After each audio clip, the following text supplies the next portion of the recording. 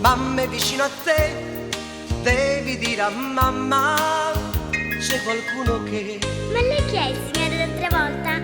Vado a chiamarla, ma sto facendo il bagno, non so se può venire.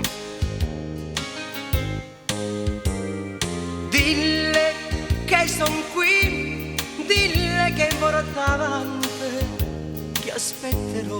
Ma tu hai fatto qualcosa alla mia mamma? Quando chiami dice sempre, dille che non ci sono. Ma dimmi, sai scrivere di già?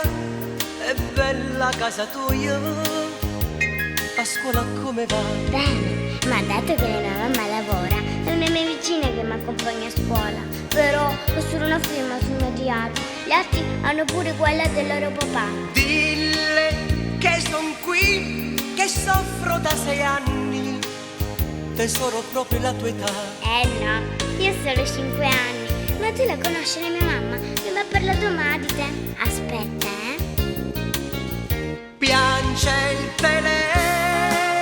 telefono perché lei non verrà, anche se grido ti amo, lo so che non mi ascolterà. Piange il telefono perché non hai pietà, però nessuno mi risponderà.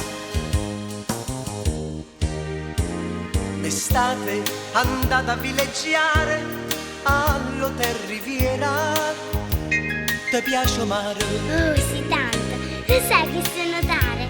Ma tu come fai a conoscerlo da Riviera? Ci sei stato anche tu? Dille la mia pena è quando a tutte e due le voglio bene. Ci vuoi bene, ma io non ti ho mai visto. Ma che cos'hai? Perché hai cambiato voce? Ma tu piangi. Perché? Piange il telefono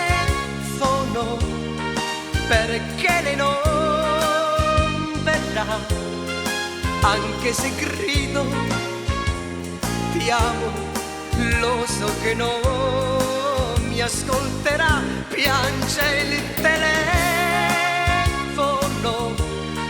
perché non hai pietà, però nessuno mi risponderà. Ricordati però, piango al telefono l'ultima volta, ormai è di perché domani tu lo saprai. Falla aspettare, Sto uscendo. falla fermare, È andata via. sei andata via, allora addio. Arrivederci, signore. Ciao piccolo, te voglio bene.